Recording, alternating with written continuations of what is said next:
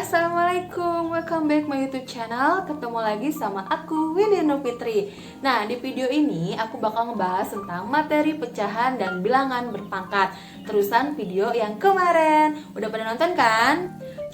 Dan terima kasih buat kalian yang sudah nonton video aku yang kemarin. Nah, ini kelanjutan video dari bilangan bulat yang kemarin. Nah, sebelum ke videonya, pasti kalian sudah tahu aku mau ngomong apa dan aku mau minta bantuan apa.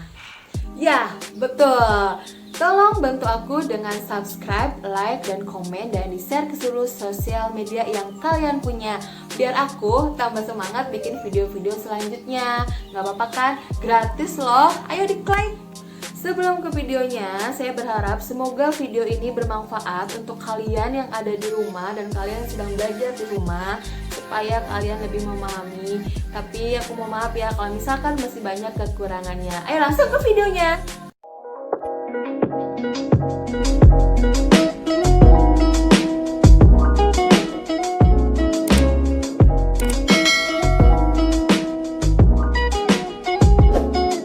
Kali ini saya akan membahas tentang bilangan berpangkat bulat.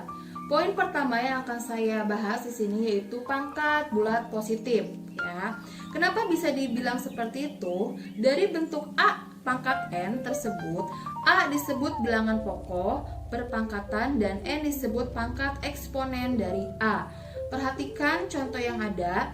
2 pangkat 5 sama dengan 2 dikali 2 dikali 2 dikali 2 dikali 2 sebanyak 5 faktor. Dan yang kedua, 3 pangkat 4 sama dengan 3 kali 3 kali 3 kali 3 sebanyak 4 faktor. A pangkat N sama dengan A dikali A dikali A dikali sekian-sekian kali A sebanyak N faktor. Jadi untuk menentukannya berarti kita lihat dulu berapa N-nya. Misalkan N-nya ada 10, berarti kita kalikan dengan 10 kali ya, 2 kali 2 kali 2 kali 2 kali 2 sampai 10 kali. Itu untuk pangkat bulat positif. Sedangkan yang kedua, poin kedua itu pangkat bulat negatif. Untuk mempermudah pemahaman kalian, coba kalian pandangi korespondensi atau pemasangan antara dua baris bilangan berikut yang ada di papan tulis ya. Kita lihat contohnya di situ. Ada 3 pangkat 4, 3 pangkat 3, 3 pangkat 2, 3 pangkat 1, 3 pangkat 0, 3 pangkat min 1, 3 pangkat min 2, 3 pangkat min 3. Kita lihat di situ, 3 pangkat 4 sama dengan 81, 3 pangkat 3 27, 3 pangkat 2 9, 3 pangkat 1 3, 3 pangkat 0 1. Kenapa 1? Karena nilainya 1. Kita lihat di sini 3 pangkat negatif 1 sama dengan 1/3. 3 min 2 atau 3 pangkat min 2 1/9. 3 pangkat min 3 1/27. Jadi untuk yang negatif ini berlaku rumusnya A pangkat O sama dengan 1 dan A pangkat min N sama dengan 1/A pangkat N untuk bilangan bulat dan A lebih dari 0. Itu yang berlaku untuk rumusnya. Ya, kita masuk ke sifat-sifat pemangkatan bilangan bulat. Poin pertama yang akan saya bahas di sini yaitu hasil kali dua bilangan berpangkat. Coba sekarang pandanglah contoh yang ada di papan tulis ini, yaitu yang pertama 5 pangkat 4 dikali 5 pangkat 3. Langkah pertama kalian jabarkan dulu pemangkatannya. 5 pangkat 4 yang pertama berarti 5 kali 5 kali 5 kali 5 ada 4 kali, dikali 5 kali 5 kali 5 ada 3 kali. Di situ jelas faktornya ada 4 dan faktornya ada 3. Lalu kita gabungkan sama dengan 5 kali 5 kali 5 kali 5 kali 5 kali 5 kali 5 sebanyak 7 faktor. Sama dengan 5 pangkat 4 ditambah 3 sama dengan 5 pangkat 7. Jadi hasilnya 5 pangkat 7. Dari soal yang di atas berlaku rumus A pangkat M dikali A pangkat N sama dengan A pangkat M ditambah N. Jelas ya. Kita aplikasikan ke contohnya 2 pangkat 2 dikali 2 pangkat 5. kita tambahkan pangkatnya. 2 pangkat 2 ditambah 5 sama dengan 2 pangkat 7. Sama dengan kita jabarkan 2-nya 7 kali, 2 kali 2 kali 2 kali 2 kali 2 kali 2 kali 2 sehingga mendapatkan 128. Nah, di sini saya tegaskan, di sini bukan ditambah tapi dikali. 2 kali 2 4, 4 kali 2 8, 8 kali 2 16 sampai seterusnya sampai menemukan 2 pangkat 7. Masuk ke poin 2 yaitu hasil bagi pangkat dengan rumus A pangkat M dibagi A pangkat N sama dengan A pangkat M dikurang N. Kita lihat contohnya, 5 pangkat 6 dibagi 5 pangkat 4. Kita tulis lagi sama dengan 5 pangkat 6 dibagi 5 pangkat 4 sama dengan 5 pangkat 6 dikurang 4, karena sudah jelas rumusnya itu dikurang. Jadi 5 pangkat 6 dikurang 4 yaitu 5 pangkat 2. Hasil dari 5 pangkat 2 yaitu 25. Sekarang kita masuk ke poin ketiga yaitu hasil kali pangkat ya. 2 kali 3 pangkat 4 sama dengan kita tulis lagi sebanyak 4 kali, 2 kali 3, 2 kali 3, 2 kali 3, 2 kali 3. Nah, setelah itu kita pisahkan 2 dengan 3. Sama dengan 2 kali 2 kali 2 kali 2 dikali 3 kali 3 kali 3 kali 3. Sama dengan 2 pangkat 4 dikali 3 pangkat 4. Berlaku rumus AB pangkat N sama dengan A kali B pangkat N atau A pangkat N, B pangkat N sama dengan A pangkat N dikali B pangkat N. Kita masuk ke poin keempat yaitu pangkat dari pangkat. Kita lihat di sini contoh soalnya 5 pangkat 4 dipangkatin lagi 3 sama dengan 5 pangkat 4 dikali 5 pangkat 4 dikali 5 pangkat 4 karena ada pangkat 3-nya ya. Terus kita turunkan 5 pangkat 4 pangkat 3 sama dengan 5 pangkat 4 dikali 3 sama dengan 5 pangkat 12 ya. Jadi untuk ini berlaku rumus AM pangkat N sama dengan A pangkat M dikali N. Untuk A bukan sama dengan 0 dan M, N bilangan asli. Itu berlaku rumusnya untuk pangkat dari pangkat ya. Sekarang kita aplikasikan ke contoh soalnya. Di sini ada contoh soalnya. 2 pangkat 3 dipangkatkan lagi 2 dikali 3 pangkat 2. Terlebih dahulu kalian ubah dahulu setiap pangkat ke bentuk perkalian, kemudian hitung hasil perkaliannya.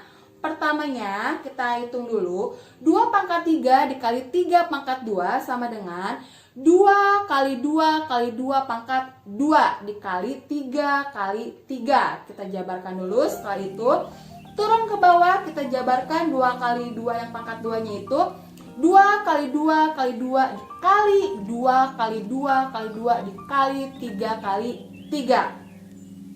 Sudah itu 2 kali 2 4, 4 kali 2 8 dikali sama 8 hasilnya 3 kali 3 9. 8 kali 8 64, 64 dikali 9 sama dengan 576.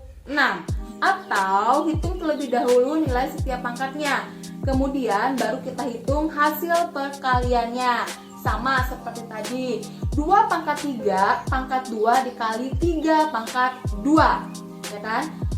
Kita tulis 2, 3 kali 2 6, 3 pangkat 2 9. Jadi 2 pangkat 6 dikali 9, 2 pangkat 6 hasilnya 64, 64 dikali 9 hasilnya 576.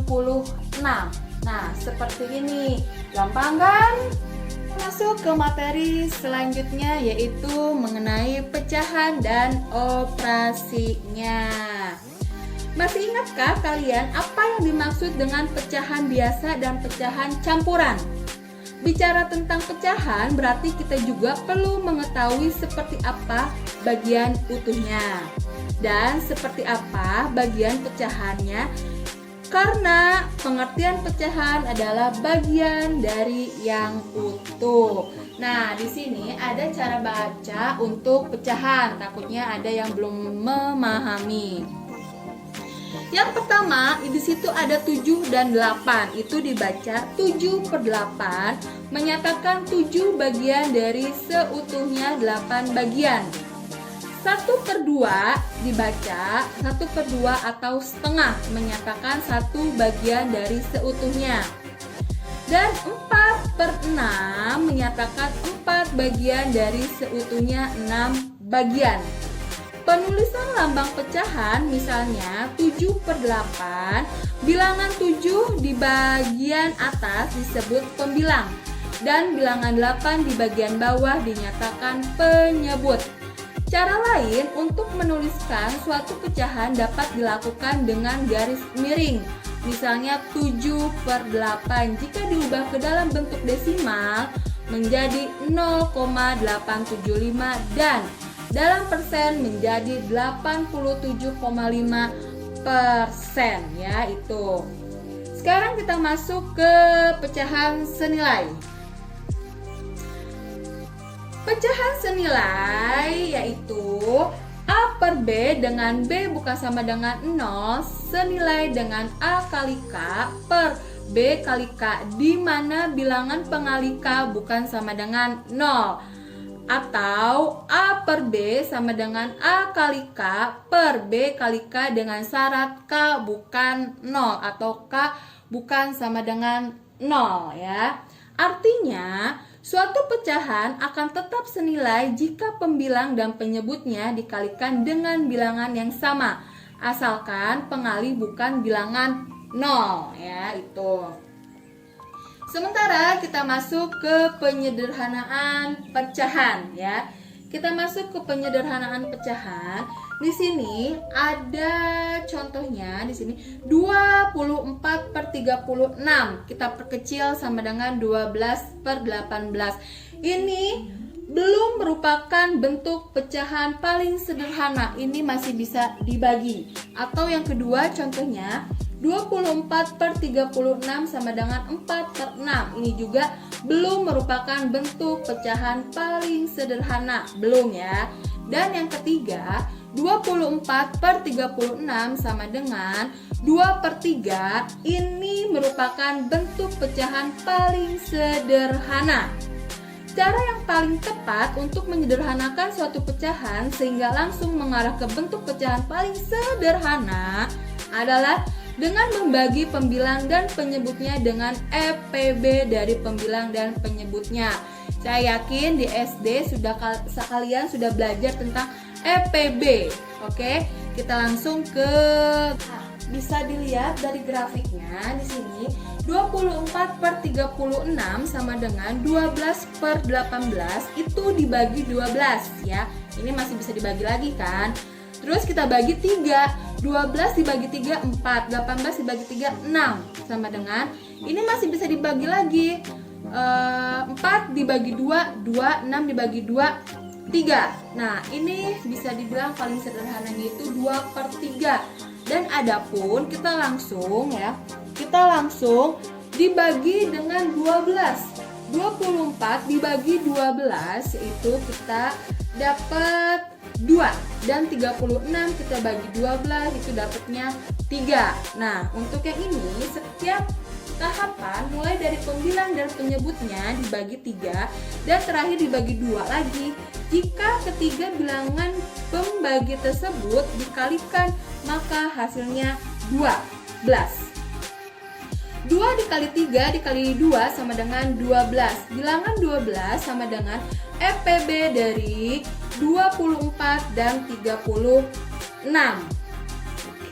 Kita masuk ke pecahan campuran. Berbicara mengenai pecahan, kita akan temukan istilah seperti pecahan sejati dan pecahan tak sejati. Pecahan sejati ialah pecahan yang nilainya kurang dari 1, sedangkan pecahan tak sejati ialah pecahan yang nilainya lebih dari 1. Sementara itu, pecahan campuran ialah pecahan tak sejati yang ditulis dalam bentuk campuran antara utuh dan tidak utuh. Sedangkan pecahan biasa ialah pecahan sembarang yang ditulis dalam bentuk pembilang Pecahan-pecahan yang dibahas sebelumnya adalah pecahan-pecahan sejati, yakni pecahan yang nilainya kurang dari 1. Nah, kita langsung ke konsepnya. Yang ini di sini ada untuk pecahan campuran, di situ ada bilangan utuh, bilangan pecahan, penulisan keseluruhannya. Nah, bagian utuh di situ ada 2, pecahan 7/8, penulisannya itu 27/8. Nah, contoh yang kedua, bentuk utuhnya 2, bentuk pecahannya 3/4. Nah, untuk pecahan campurannya kita bisa tulis 2 3/4. Nah, yang ketiga, bagian utuhnya 1, bagian pecahannya 1/6. Jadi penulisannya itu 1/6 ya, untuk penulisan pecahan campuran. Sekarang kita masuk ke pengubahan pecahan campuran ke pecahan biasa.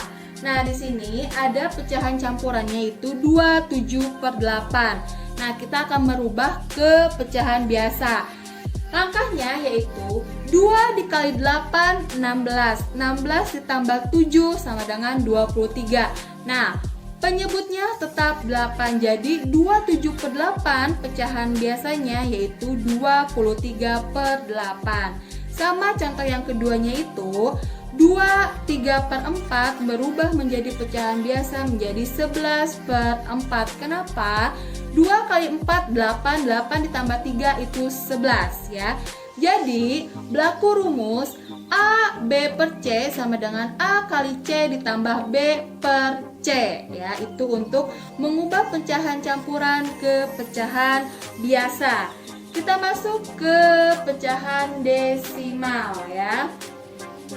Kalian sudah pernah belajar di SD juga pecahan desimal dan persen. Di sini saya akan membahas sedikit saja ya. Di sini pecahan desimal.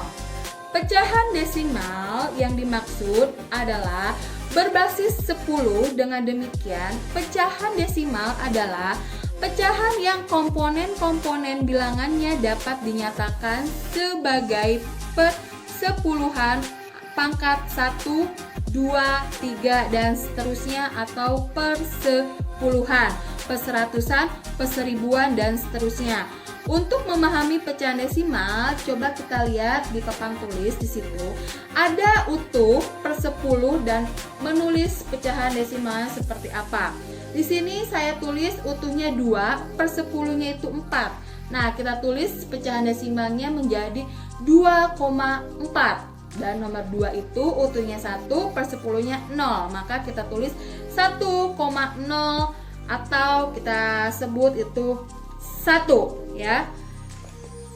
Dapat disimpulkan bahwa penulisan bilangan dalam bentuk desimal hingga 1 angka di belakang koma, artinya angka di depan koma menyatakan bagian utuhnya, sedangkan angka di belakang koma menyatakan persepuluhan.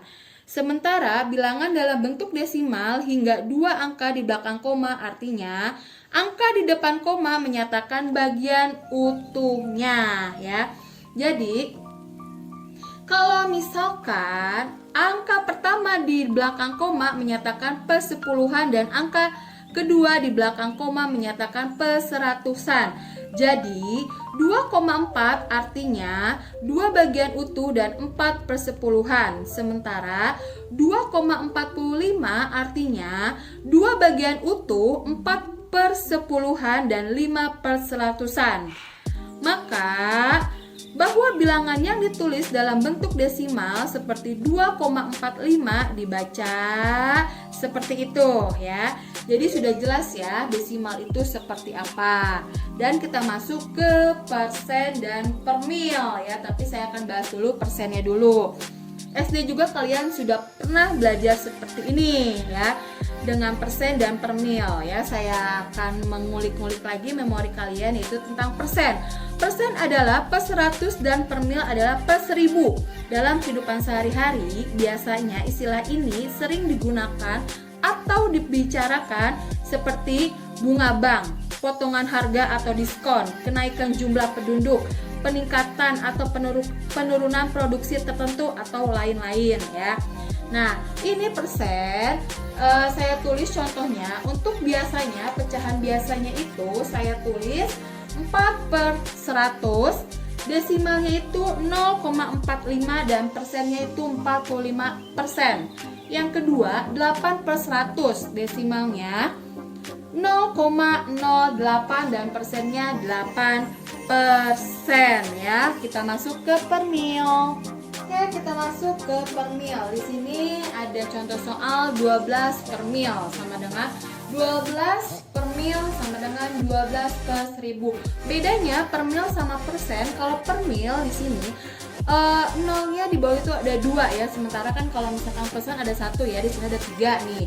Jadi di sini contohnya 453 per mil sama dengan 453 per mil atau sama dengan 453 per 1000 ya.